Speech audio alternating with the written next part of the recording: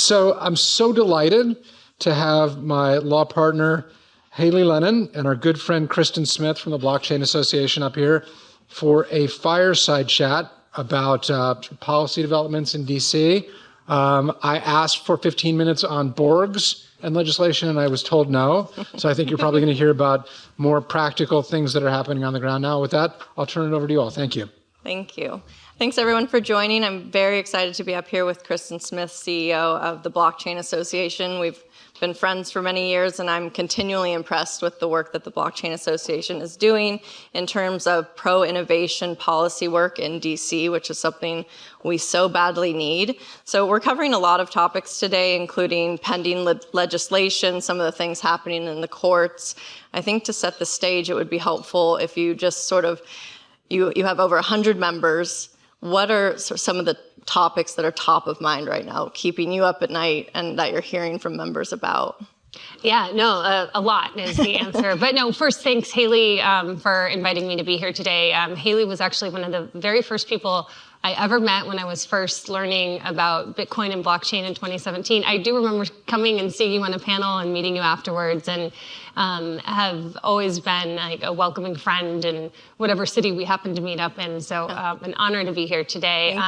Yeah, there's a lot going on. I mean, I think if you think about, at the Blockchain Association, we focus on U.S. policy. So I'll mostly talk about U.S. policy today. But, as we see what's happening in Washington with the regulators, I think our members are really concerned about a hostile regulatory environment and an uncertain regulatory environment. And they're very interested in fighting back and standing up for what we think is right in the courts, but also trying to be a constructive partner in advancing legislation that would put an end to regulators trying to push their boundaries through enforcement actions and providing the kind of clarity we need so that the U.S. can be the leader as we're, building out this new era of financial services and the internet. Yeah.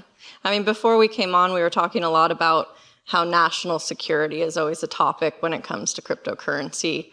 And regulators oftentimes, I wanted to start by talking about Elizabeth Warren's bill, DAMLA. Elizabeth Warren's interesting because she is not shy about being, she's coined the term the anti-crypto army. She's not shy about her feelings about needing to regulate the space and it being a threat. She often talks about the fraudulent activity that's occurred in the industry, the FTXs of the world, as justification for needing more regulation. But DAMLA is interesting because it's actually an effort towards additional Bank Secrecy Act type requirements on miners and validators and even wallet providers. So I'm curious, your thoughts on that and anything the Blockchain Association is doing towards helping to mold that a little better or restrict the amount of impact it has? Yeah, I mean, I think it's no secret Elizabeth Warren is I think the single biggest challenge. Like if we have to point everything, all roads lead to Elizabeth Warren when it comes to our problems. I think philosophically she believes that,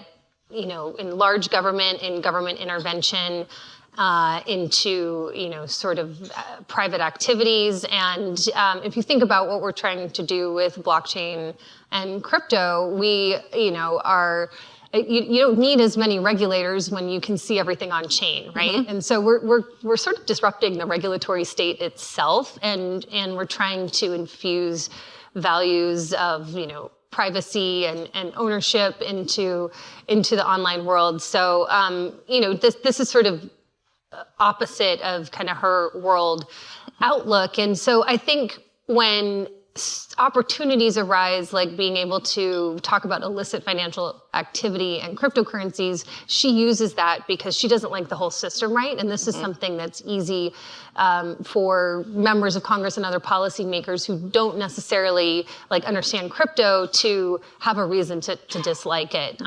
And she has been incredibly aggressive. She's introduced this legislation that, as Hailey was saying, would kind of force the Bank Secrecy Act on disintermediated parts of a crypto network that just like simply cannot comply. But she's gone to great lengths. She's got like over 20 co-sponsors in the Senate. She's pushed letters that have gotten over 100 signatures that are, highlighting these concerns. And, the only way we can combat that is with education. And it's actually remarkable. My colleague Ron is here today. We've been talking internally this week, and when we go to new offices that maybe aren't on the Senate Banking Committee or on the House Financial Services Committee, if we go to these, members of Congress on Capitol Hill to talk to them about what's going on in crypto, a lot of them don't even understand that companies like Coinbase and Kraken and Anchorage are already registered with the financial, right. with FinCEN, right? Yeah. And that they have, they're collecting Know Your Customer information. And so a lot of it is just education. And there are a lot of different ways that education can happen, but usually the most effective way is in one-on-one meetings. And so I think at the end of the day, Elizabeth Warren has a lot of power in that right now in the Biden administration, she's got a lot of influence over who the appointees are. And so her people are sort of, scattered throughout government. But she hasn't always been influential in actually getting legislation passed. And so I think we have enough members of Congress in the House and in the Senate who understand that her solution is not the right solution. So I'm pretty confident we'll be able to push back against that. But she really has been very aggressive on a personal level in recruiting people into her cause. Yeah, I mean, the narrative of cryptocurrency used by illicit actors, there was a testimony from the Deputy Treasury Secretary last week. He actually pointed out that cash dollars still remain the main, the currency of choice for illicit actors. But his testimony also said that without more congressional authority, that the use of cryptocurrency for illicit activity would continue increasing. So I think that we're seeing it from multiple sides, this sort of messaging. And so, for your members or people in the room, it's just, keeping track of how that's progressing and what it actually means. I mean, I've had clients that have, non-custodial wallet providers that are concerned about this bill, but it's, to your point, it may not get the traction we hope. Yeah, well, and it's interesting because it is a little bit of a scapegoat for the larger issues that are going on, right? I mean, if we look at, the Hamas and how they're funded, mm-hmm. I mean, there's a lot of charities, there's a lot of, if we look at Iran, we're just giving money straight to them. I mean, there's a lot of other ways that these activities are being financed. And I think that, this is a narrative that over time we will fix. And when you talk to other people at Treasury, we saw Brian Nelson, who is, a little bit lower in the hierarchy than Wally Adeyemo. Mm-hmm. He wasn't focused on crypto as kind of the primary means of illicit finance. If you talk to Janet Yellen, similarly, she will acknowledge it's a small piece. Wally Adeyemo is invited to talk generally about illicit finance, and his entire testimony focuses on crypto. So there's definitely a mismatch, depending on who you're talking to. But I do think we're making progress in getting the education level of, a much broader cross-section of policymakers up to speed. Right. And besides sort of the education component that I think the Blockchain Association does such a good job of, you're also involved in sort of writing amicus briefs and getting involved in some of the things that are happening in the courts. I feel like every year for the last 5 years, we could be up here repeating ourselves about the SEC regulating by enforcement. But I think more importantly, we have continued to see that, but we've also seen situations like Coinbase and even last week with Uniswap getting a Wells notice. These companies that have the resources and the desire to sort of put up a fight or disagree. And so would love to just talk a little bit about the Blockchain Association's involvement in that. I know you all filed an amicus brief recently in the Coinbase situation. We try to do briefs in as many cases as possible as our little two-person legal team internally at the Blockchain Association can handle. I think it's really important number one, that individual companies, whether it be, Ripple, Grayscale, Coinbase, Kraken, I guess soon to be Uniswap, that they're willing to put the money in to put up the fight, right? It's for federal agencies, they only have a couple of tools at their disposal, right? They can initiate new rulemaking, or they can try to do these enforcement actions to help find, where the boundaries of the law are. And Gary Gensler in particular, but others in government are pretty focused on enforcement actions. And so I think it's important that companies, push back. And, if there's somebody out there who doesn't have the resources to fight back, but they think they have their good case, they should call us, because we'll help you find those resources. But I think that this is a really important avenue, and we haven't universally had success, but we have had a lot of success, I think, so far. And I think Grayscale is a clear-cut case, and that's maybe not a policy issue per se, but that's an issue where the SEC asserted a legal theory. The crypto industry was like, we don't see it that way, and the court sided with the crypto industry. Right. And so I think we're going to, hopefully, as some of these other cases play out, get more definitive decisions that show that, sort of the collective industry interpretation of the securities laws is right, and the SEC is wrong. So we try to help educate the courts. It's different than talking to a regulatory agency or Congress, where you go in and meet person to person and have a conversation. It's a much more formal process. And so we try to opine on behalf of the industry in as many of those as possible. And, someday, if the right time comes, we might also have standing to, challenge an agency directly. And if that happens, we'll be prepared to do that as well. Yeah. Yeah. I mean, I definitely agree. Grayscale was sort of the first win. We get the Bitcoin spot ETF. Coinbase has seen some sort of wins and I wouldn't even say losses, but recently a court dismissed their, some of the claims that Coinbase was acting as a broker dealer in terms of its wallet. The court also held that tokens are not sort of alone securities, that there has to be something more that the SEC is arguing. But in that same case, the court said that they, wouldn't dismiss the claims against Coinbase in terms of potentially operating an unregistered broker dealer. And so, we're seeing that struggle and the fight, but I think that it brings a lot of clarity, and sometimes the courts are there to help bring that regulatory clarity or put pressure on the regulators when they're overstepping sort of their authority. Well, and I think it helps with Congress as well, because what Gary Gensler for the past couple of years has been telling, particularly Democratic members in Congress is, trust me, I've got this, I've got the authority. Congress, you don't need to act. Yeah, this is my world. Yeah.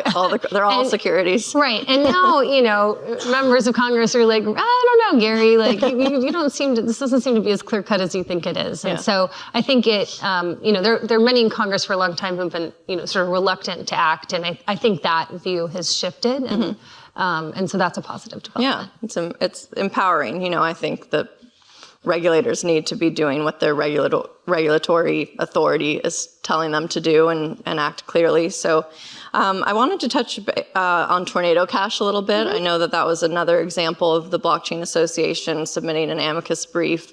In that case, Tornado Cash was a mixing service into a privacy pool, and there was an indictment filed against the developers of Tornado Cash. So maybe you could just lay the groundwork of what the arguments in the amicus brief covered, or what your sort of main points were. Yeah. No, so there's a couple different things going on with Tornado Cash. There's a challenge of a few sort of individuals who were using Tornado Cash for legitimate purposes. And then there's also sort of the case, against the developers themselves. And I think, as we look at sort of any public policy issue, there's a couple of core things that we look at. I mean, we, I think kind of universally across our member companies believe very strongly that people should be able to hold their own digital property, right? Self-custody is hugely important. I think the industry thinks very strongly that people should be able to transact on a peer-to-peer basis. And then, maybe most importantly of all, that, sort of code is speech, and we don't want to dictate what people can and can't do when they're writing code. And so this is one of those situations where, in our latest brief, that the government is asserting that Tornado Cash is essentially like an unregistered money transmitter. And, it's very clear in the Bank Secrecy Act and the FinCEN guidance that you're only transmitting money if you're taking custody of those funds on behalf of a consumer. And with Tornado Cash, you're not doing that, right? You're in control of your funds the whole time. You're using a sort of self-executing smart contract, and that this is not the type of activity that that the Treasury Department currently has the authority, I should say, to regulate. And so, it's a little bit challenging, I think, with Tornado Cash compared to some of the SEC issues, because I do think courts, do consider national security arguments maybe more heavily than they do in, compared to other types of arguments. And so, but, I appreciate the work that Coin Center is doing, that Coinbase is funding a lot of this, and, really kind of trying to push back, because it's pretty core to, I think, what the developers in this space believe in. Right. Well, yeah, it's one aspect is, should people be able to develop a protocol or put out code and people use it in a certain way. But then, to your point, the national security argument and people accessing Tornado Cash for illicit purposes, I think it all became sort of wrapped into one in terms of the indictment. But I think that, what you filed and the points you make help bring some counter arguments or some things for them to think about through that. I want to be mindful of time. We have a lot of topics we're going to try to cover. So the FIT Act, I read an article you wrote where you said it was the most comprehensive piece of legislation for the digital asset industry voted on by Congress. And from my understanding, the FIT Act is really an attempt to make the SEC and the CFTC work together, because what we've had all along are these two different regulators. The CFTC has said, some tokens are commodities. Bitcoin is a commodity. Okay, we have clarity there. Yeah. The SEC says we regulate securities. Most of the other tokens, if not all, are securities. And there's even this sort of debate about Ethereum in there. And so, I like the idea of two regulators needing to sort of work together to put out joint proposals or rulemaking, because in the U.S., one of our biggest problems, in my opinion, I used to work at Bitfire in-house, and in Japan, they have one prudential regulator. Here we have 50 state money transmitter licenses, FinCEN, the SEC, CFTC, OFAC, IRS. I mean, I could just go OCC. I could just go on and on. But I'd love to know your thoughts. Like, do you actually see that act? I mean, I felt like your article in CoinDesk was very complimentary of it. Do you feel like that would actually resolve some of the inconsistencies we see between the two regulators, or? Yeah, I think we definitely need Congress to step in and pass some sort of legislation around market structure. That the FIT Act, it has made it further along than any other proposal in that it's been approved at the committee stage. We were definitely supportive of the bill moving out of committee, and I think it was very symbolic that we had a bipartisan vote in support of it. It was sort of a vote for that bill was a vote for crypto and innovation. It was symbolic. The devil is in the details on the bill. We certainly have some concerns with the language that was moved forward, and have been working very closely with the committees to try to get those addressed. Mm-hmm. And I think we feel pretty comfortable that the language that we'll see if that bill moves to the next stage will hopefully be improved. So we haven't seen it yet. Mm-hmm. So I don't like to sign off on things until we actually see it, because the words matter.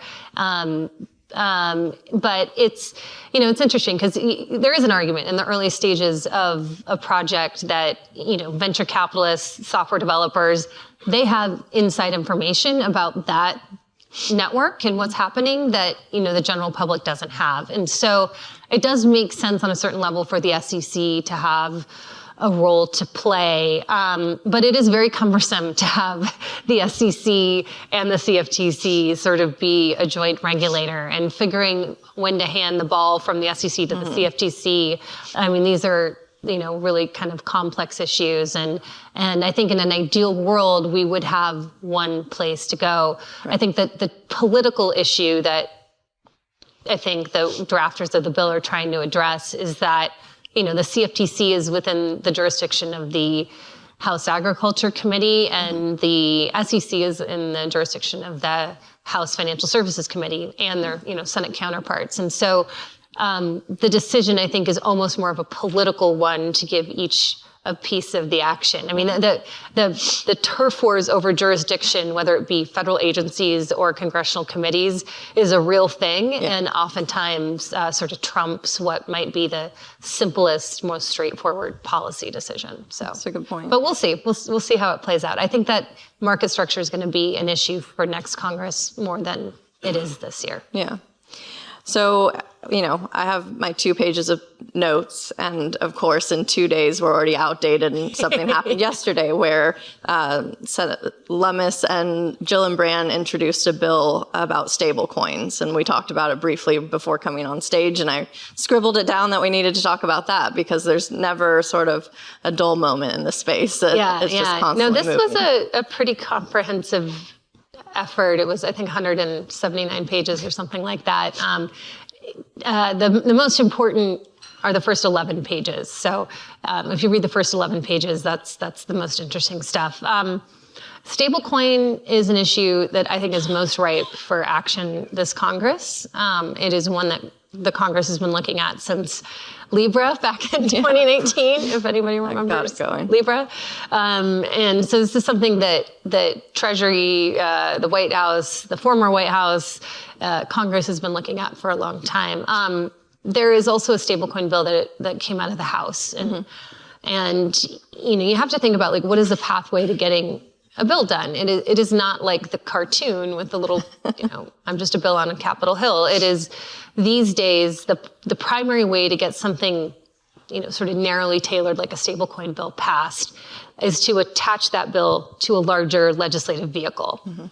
And there are only a few of those that are going to move this year, like the FAA reauthorization coming up, maybe supplemental spending for Israel, Ukraine, like it's sort of open. There's going to need to be appropriations bills, before the end of the next fiscal year. So there are a couple of opportunities. The rules for getting something attached to those bills, if the authors of the bill and the committees allow for riders, passengers on those vehicles, are you need the chairman and the ranking member of the relevant House and Senate committee to sign off. So for stablecoin legislation to get done, you need McHenry, Waters, Sherrod Brown in the Senate, and Tim Scott in the Senate. Like, if those 4 people agree to something, it's eligible to get attached to one of those legislative packages. And so I think Lummis and Gillibrand, I believe they care very deeply about this space, and have spent a lot of time thinking about these issues. I think, we're going to have a lot of feedback on the bill that they introduced yesterday. I think there are, some definitional issues that are pretty substantial that we want to address. But that's part of the process, right? That's why people put out bills, is to get feedback.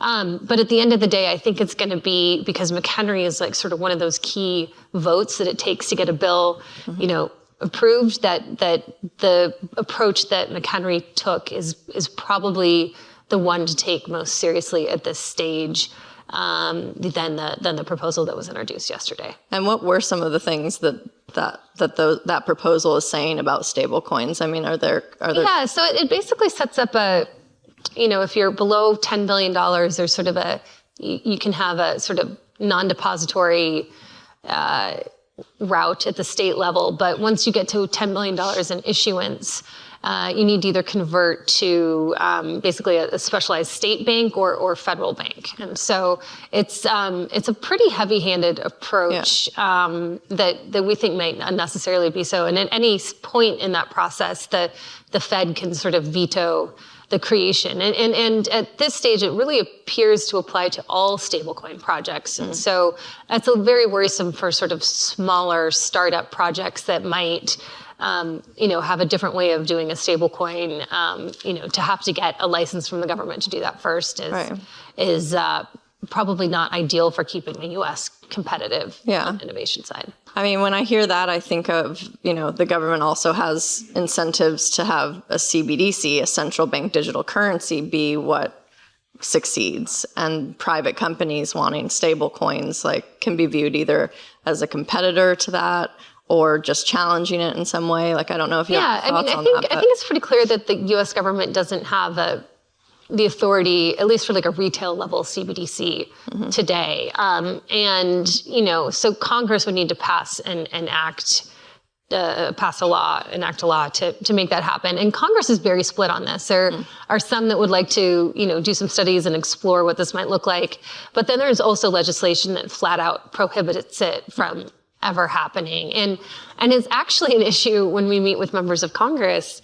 They say, hey, I was at a town hall meeting and somebody came up to me and was ranting about CBDCs. So, Donald Trump talked about CBDCs.